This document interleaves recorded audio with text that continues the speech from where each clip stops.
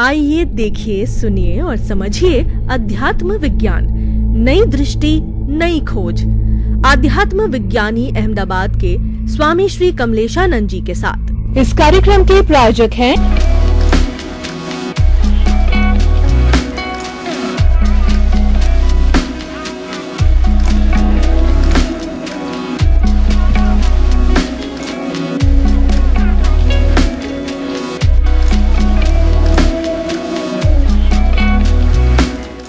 भाइयों और बहनों, दर्शकगण, श्रोतागण, मातृशक्ति को नमन। स्टूडियो में आप सभी का हार्दिक स्वागत, अभिनंदन और सत्कार है। हमारी सत्संग चरे वेती, बढ़ते रहो, चलते रहो, रुकना नहीं है। उठो, जब तक चलो जब तक कि लक्ष्य की प्राप्ति नहीं हो, स्वामी विवेकानंद ने कहा।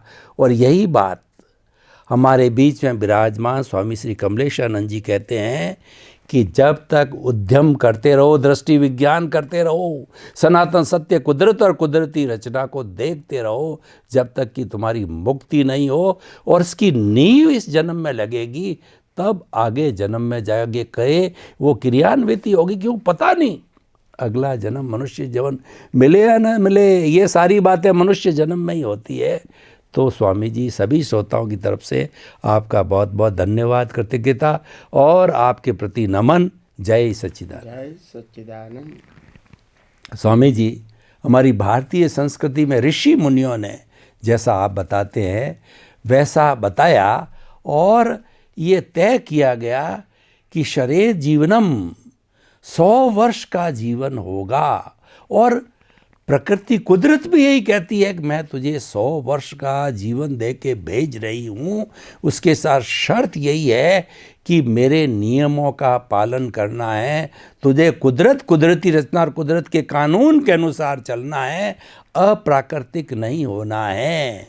तो 100 वर्ष को 25-25 वर्ष के 4 भागों के अंदर बांटा गया कि ब्रह्मचर्य आश्रम पहले 25 साल गुरुकुल के अंदर रह करके वो शिक्षा ग्रहण करता था, दूसरे 25 साल वो गृहस्थ में रह करके बाल बच्चों को पैरों पर खड़ा करना, और तीसरा वानप्रस्थ जो कि मैंने स्वीकार किया है, उसके अंदर वह घर में रहते हुए घर से दूर सामाजिक कार्य गृहस्थी नहीं त्यागता है, लेकिन अपना जीवन ह्यूमैनिटी को समर्पित करता है।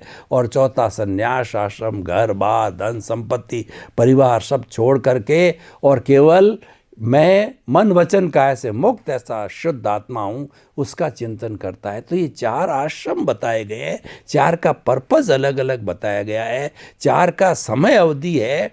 तो अध्यात्म विज्ञान की दृष्टि से किस तरीके से ये होता है वो थोड़ा आप हमें बताइए, ताकि कि समानता का हमें बोध हो जावे, मालूम पड़ जावे। धन्यवाद प्रश्न के लिए। हमारे जो मूलभूत हमारी ऋषि मुनियों की परंपरा ने जो हमको बताया है एक उत्तम जीवन जीने का एक रास्ता, कि वैसे तो मनुष्य का जीवन इस कलयुग में भी 100 साल का होगा एवरेज। उसमें आपको 25 साल के लिए, पहले 25 साल के लिए ब्रह्मचर्य आश्रम, दूसरे 25 साल के लिए गृहस्थ आश्रम, तीसरे 25 साल के लिए वानप्रस्थ आश्रम, और लास्ट 25 साल जो बचे उसके लिए संन्यास आश्रम। ये एक आदर्श मनुष्य के लिए जीवन जीने का एक स्लॉट बना दिया, ताकि एक स्लॉट के अंदर आगे जाएंगे, फिर आगे से दूसरा में तीसरा जाएंगे, तीसरे में चौथा जाएंगे, तो उसमें उसका अपग्रेडेशन है। उसका यहाँ बेस बना, यहाँ जैसे धर्म का बेस बनाया था, यहाँ ब्रह्मचर्य का बेस बनाया कि विद्या प्राप्त करने के लिए ब्रह्मचर्य जरूरत है, शिक्षा प्राप्त करने के लिए ब्रह्मचर्य जरूरत है, बहने को भी कला सीखने के लिए ब्रह्मचर्य जरूरी है।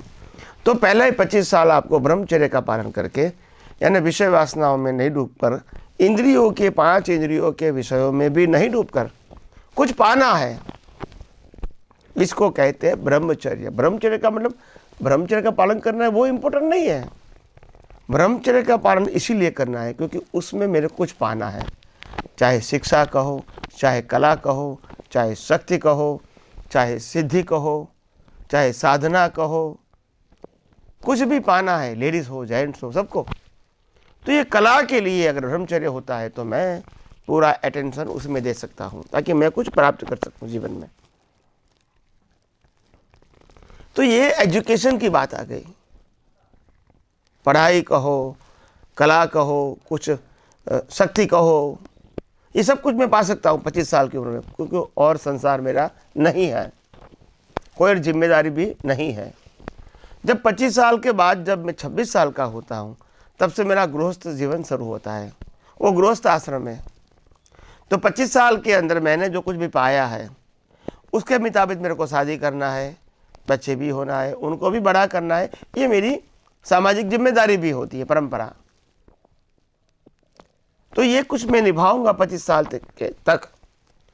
मगर मैं ब्रह्मचर्य को लक्ष्य में रखूंगा। मैं विषय वासना के लिए शादी नहीं करता हूँ, मैं शादी करता हूँ अपना गृहस्थ जीवन जीने के लिए और पुत्र और पुत्री का समाज को दान देने के लिए, ताकि मेरा जो जीवन है वो 25 साल तक मैं पति पत्नी के साथ रहूँगा, बच्चे भी होंगे, उनको भी बड़ा करूँगा, उनको भी पढ़ाई करने दूँगा। और 25 साल के बाद जब 51 होगा तो वानप्रस्थाश्रम, यानी वन में जीवन जीना है।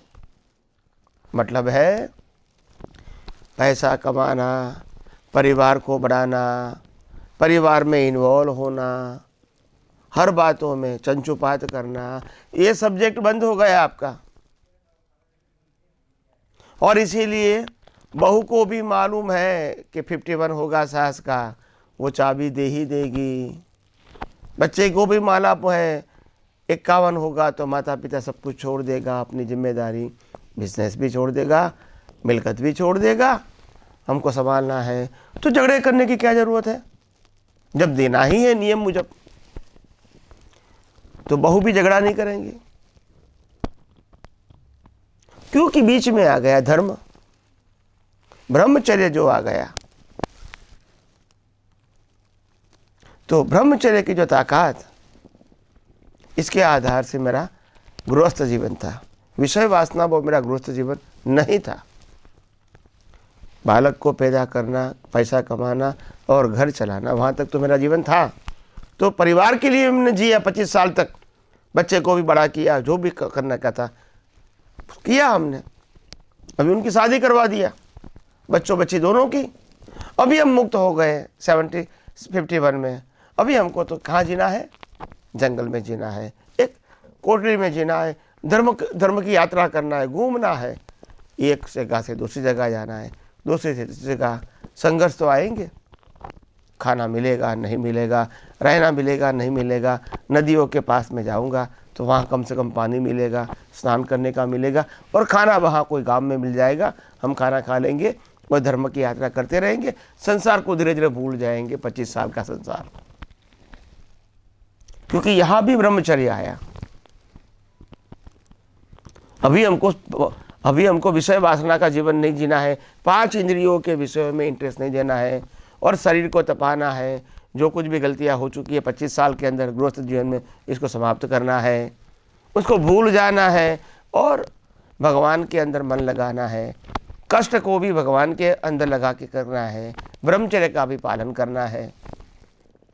तो ये 25 साल मेरा उसमें जाएगा। उसमें अभी संसार वो सब्जेक्ट नहीं है, मैंने त्याग तो नहीं लिया है, मगर संसार सब्जेक्ट नहीं रहेगा। ये करेक्शन का टाइम है 25 साल का, 51 to 75।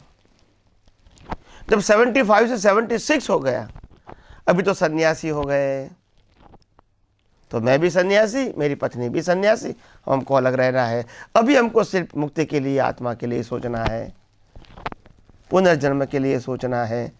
अभी और कोई ज़्यादा सोचने की ज़रूरत, मेरे को खाना मिलेगा कि नहीं, रहना मिलेगा कि नहीं, और कुछ सुविधाएं मिलेगी कि नहीं, अभी वो मेरा सब्जेक्ट नहीं रहेगा। संन्यास आश्रम, simple living and high thinking. अभी परिवार भी मेरा नहीं रहा, ये मेरा जीवन भी 5 इंद्रियों के विषयों के नहीं रहा, केवल मोक्ष की प्राप्ति, संन्यास आश्रम, गृहस्थ जीवन को जीवन से मुक्त होना। और इतनी सारी तपस्या किया हमने, जंगलों में घूम घूम के तीर्थ यात्राटन किया, अभी हमको मालूम हो गया बस हम बहुत घूमे, बहुत चले भगवान, बस हमको तो अभी साधना करके खुद की ही पहचान करनी है। ऐसे करते करते हम अपना जीवन आगे ले जाते हैं और हम अपने जीवन में जो कुछ भी होता है वो संतुष्टि होता है, क्योंकि जीवन में 25 साल तो ऐसा आता है जो मैं खुद के लिए सोचूं, जहाँ परिवार नहीं है, जहाँ पति नहीं है, जहाँ पत्नी नहीं है, जहाँ व्यवहार नहीं है, ऐसा जीवन 25 साल होता है। अभी आप सोचो आपका 25 साल का जीवन, ये सब प्रक्रिया ख़त्म करके बचपन, युवानी, बुढ़ापा ख़त्म करके 25 साल तक आपको केवल परिवार की चिंता से मुक्त रहकर जीना है। आप देखो कैसा आपका जीवन होगा, आप सोचो जरा तो मालूम होगा। तो मैं ये कहता हूँ हमारे ऋषि मुनियों ने इस प्रकार की जो व्यवस्था बनाई थी, आश्रम की व्यवस्था, ब्रह्मचर्य आश्रम, गृहस्थ आश्रम, वानप्रस्थ आश्रम और संन्यास आश्रम, वो बहुत उत्तम व्यवस्था थी, सर्वश्रेष्ठ व्यवस्था थी। काश मैं ऐसा मानूं इस धरती के अंदर दोबारा इस प्रकार की व्यवस्था कभी न कभी आए, यही मेरी भावना है। और आप सब का भी इस प्रकार की भावना से आपका खुद का जीवन भी आध्यात्म के मार्ग में और व्यवहार जीवन में भी मंगलमय रहे, यही मेरी शुभकामना।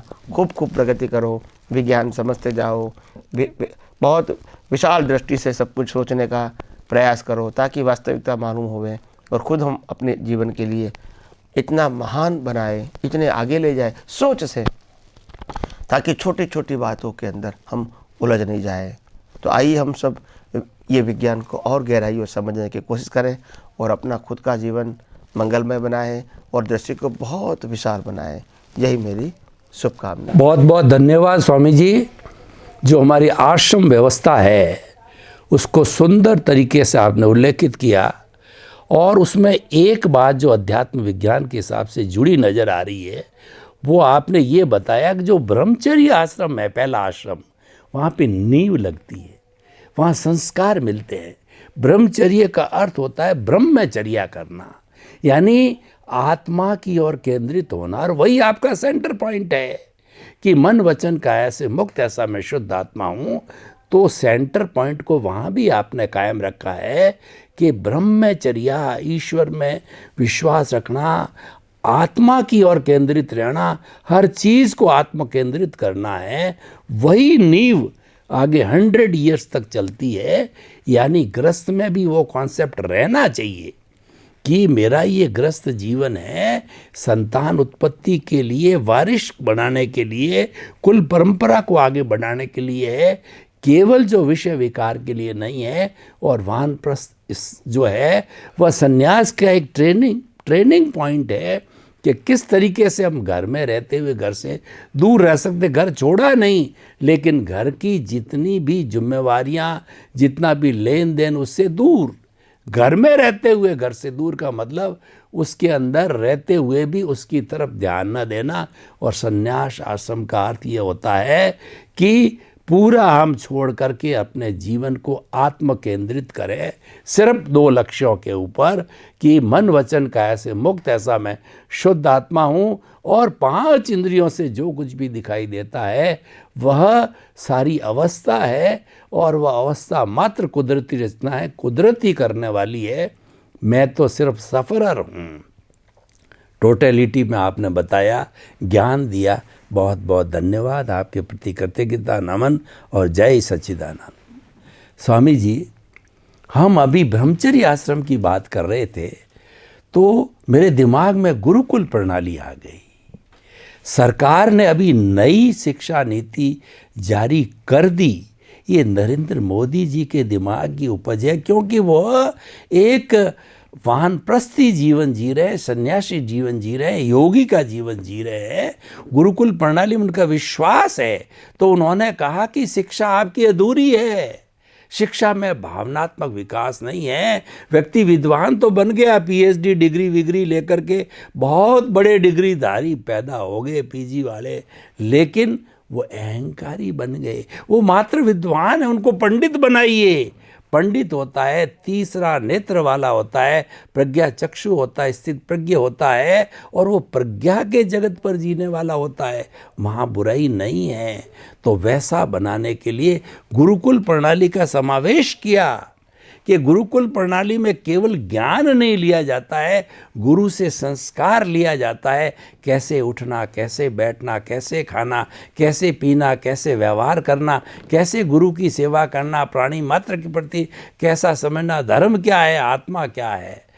तो स्वामी जी, मैं अध्यात्म विज्ञान की दृष्टि से ये आपसे ये मेरा ये प्रश्न है कि जो सरकार अभी जो करने जा रही नई शिक्षा, अच्छी बात है, तो अध्यात्म विज्ञान भी क्या कहता है इसके बारे में कि शिक्षा प्रणाली में गुरुकुल प्रणाली का अंश आना चाहिए, जो कि समाप्त हो गया था वो जुड़ना चाहिए। थोड़ा मार्गदर्शन दीजिए कृपया। अच्छी बात है। हमारे समाज के लिए जिस प्रकार से हमारे वर्तमान प्राइम मिनिस्टर जिस प्रकार से हमारी शिक्षा प्रणाली में पूरा परिवर्तन लाना चाहते हैं, उनका गोल, उनका ध्येय बहुत बड़ा है, विशाल है, और हमारे सभी व्यक्तियों के जीवन के लिए उद्धार करने वाला है। और मैं समझता हूँ यही प्रणाली पूरे विश्व को भी भविष्य में मार्गदर्शन देगी, उसमें कोई संशय नहीं है। मगर अभी जिस प्रकार से लागू किया है प्रणालिका को, लागू कर रहे हैं धीरे धीरे, उसमें भी तो समय लगेगा, थोड़ा संघर्ष भी आएगा, कई लोगों का सपोर्ट, विरोध ये भी होगा। एकदम से वो चेंज नहीं आता है। तो हो सकता है उनके साथ अफेक्टेड जो लोग होंगे तो उसका सपोर्ट करने वाले भी होंगे। उनको लगता है कि ये हमारी संस्कृति से विरुद्ध है, हमारे धर्म के विरुद्ध है, तो वो विरोध भी करेगा। ऐसे करते करते करते करते ये लाइन पे आएगा, समय लगेगा। मगर मेरी तो यही राय है कि जिस प्रकार से हो रहा है ये परिवर्तन, एजुकेशन के अंदर जो पिलर्स है, ह्यूमन लाइफ का पिलर्स है एजुकेशन, और इसमें हमारी जो वैदिक परंपरा है, हमारी जो आश्रम की परंपरा है, हमारी ऋषि मुनियों की जो परंपरा है, उसको एडॉप्ट किया जाता है। ये बहुत अच्छी बात है।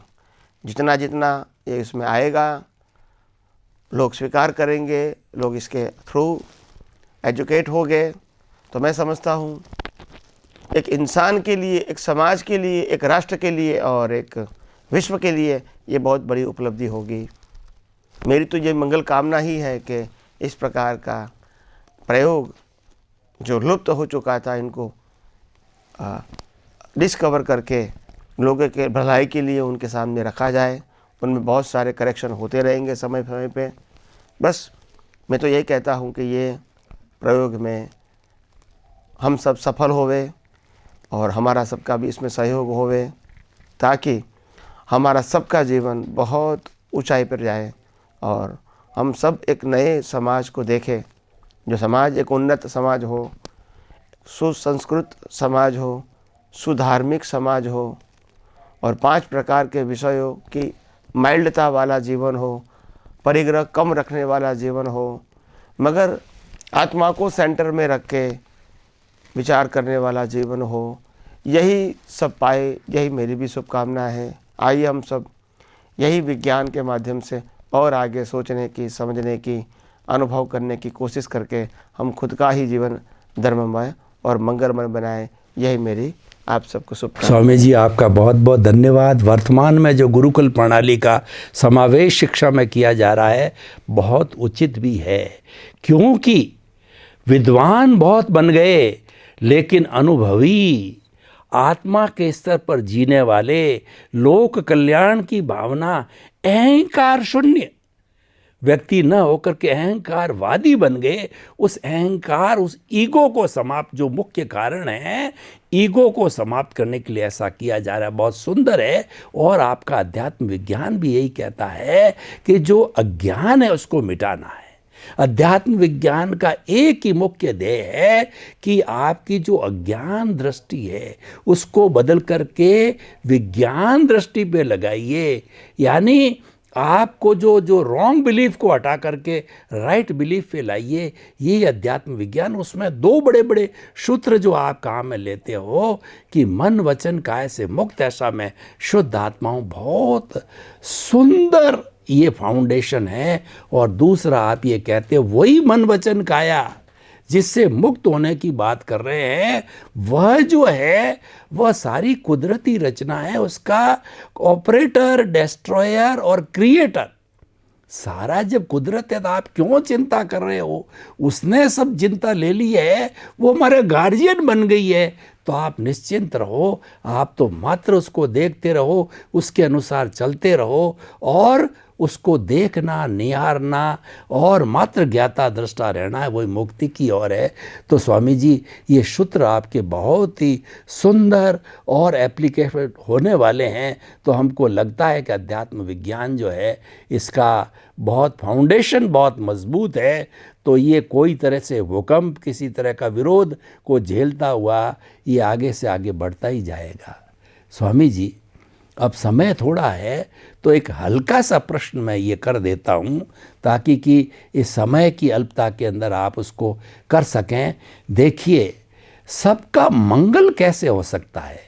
ऐसे कौन से विचार है जिससे हम 84 लाख जीवा योनियों का मंगल, उनके प्रति सद्भावना और उनके प्रति जो है हम अच्छी भावना करके और एक शांतिपूर्ण से अस्तित्व जो है और लिव एंड लेट का फॉर्मूला से हम अच्छी तरह से जी सकते हैं, सर्व मंगल की भावना। धन्यवाद प्रश्न के लिए। सर्व मंगल हो, सर्व कल्याण हो, जगत कल्याण हो। ओम शांति। सबका मंगल हो ये भावना तो बहुत अच्छी है और इसमें कोई क्वेश्चन मार्क नहीं है, मगर सबका मंगल हो ऐसी भावना ही केवल करना शब्द के माध्यम से ये भी तो लिमिटेड सोच है। सबका मंगल होने का मतलब होता है हमारा भी कम से कम इस विश्व के अंदर न कुछ भौतिक चीज़ों के अंदर पाने की सब्जेक्ट होगा, देने का सब्जेक्ट होगा। क्योंकि अगर मंगल बनाना है, हमको ये भावना को आगे ले जाना है, तो दुनिया को कुछ देना पड़ेगा। लेने के लिए आए हैं वो सब्जेक्ट निकालना पड़ेगा। कंप्लेन एंड क्वेश्चन वहाँ होती है जब पाने की बात होती है। कंप्लेन एंड क्वेश्चन तब समाप्त हो जाता है हम कुछ देने के लिए आए। कुछ स्वीकार या न स्वीकार कोई बात नहीं, हमको एनकेस तो करना नहीं है, हमको शेयर करना है। अब देखो हमारे सामने नदी क्या करती है, आपको पानी देने के लिए आती है। बिना पानी आपका अस्तित्व नहीं है, फिर भी वो ऐसा नहीं कहती है कि मैं आपको जीवित रखता हूँ, मगर आप मेरा उपभोग करो, अगर नहीं करोगे तो मैं समुद्र में चले जाऊंगे। तो ये अपने अस्तित्व को मिटा के आपको जीवित रखती है। हवा भी क्या करती है, प्राणवायु अपने अस्तित्व को मिटा को आपको शक्ति देती है। वनस्पति क्या करती है, जो फ्रूट आते हैं, फल आता है, सब्जी आता है, इसको हम उपभोग करते हैं और हमारा जीवन सर्वाइव रहता है। सूर्य क्या करता है, इतना तपता है, हमको प्रकाश देता है, अग्नि देता है, शक्ति देता है। चंद्र क्या करता है, ठंडा होता है, हमको शीतलता देता है। यानी हर कुदरत भी यही हमको सिखाती है कि आप भी इस आध्यात्म के मार्ग में, आध्यात्म विज्ञान को समझ के आप भी आपका जीवन धर्ममय और मंगलमय बनाए और हजारों लाखों लोगों की कल्याण की कामना करें। और वो कल्याण की कामना भी ऐसी होनी चाहिए जिसमें आपका समर्पण होना चाहिए। तो मैं नहीं समझता हूँ कि कल्याण का मतलब होता है आपके निमित्त से ही लाखों लोगों का कल्याण हो जाए, मगर आपकी जो भावना है, आपका जो प्रयास है, छोटा सा प्रयास, इसको छोटा न मान के आपका प्रयास ही लाखों लोगों को प्रेरणा का कारण बने और यही जगत कल्याण का उत्तम निमित्त भी बन सकता है। तो आइए हम सब आध्यात्म विज्ञान को और आगे समझने की कोशिश करके हमारा जीवन और सबका जीवन मंगलमय बनाने की कोशिश करें और हम खुद ही आध्यात्म विज्ञानी बन के आध्यात्म विज्ञान को अनुभव करके लोगों को बांटने की हम प्रयास करें। यही मेरी शुभकामना है। स्वामी जी आपका बहुत बहुत धन्यवाद, कृतज्ञता, नमन कि अध्यात्म विज्ञान को सर्व मंगल मांगल्यम के हिसाब से, यानी सर्वे भवन्तु सुखिनः सर्वे भवन्तु निरामया, ये अध्यात्म विज्ञान सर्व कल्याणकारी बने, सबका दुख दूर करने वाला बने और सबको मोक्षगामी बनावे, ऐसी शुभ भावना आपने की। और जो व्यक्ति शुभ भावना से रहता है, उसकी सकारात्मक सोच होती है, उसके रिजल्ट अच्छे ही होंगे। जब हम अच्छा करने को जाते हैं तो रिजल्ट अच्छा आना ही है, क्योंकि हमारी भावना सकारात्मक है। बहुत बहुत धन्यवाद स्वामी जी, आपका कृतज्ञता। समस्त श्रोताओं की तरफ से आपको जय सच्चिदानंद। जय सच्चिदानंद। आइए देखिए, सुनिए और समझिए अध्यात्म विज्ञान, नई दृष्टि नई खोज। आध्यात्म विज्ञानी अहमदाबाद के स्वामी श्री कमलेशानंद जी के साथ। इस कार्यक्रम के प्रायोजक हैं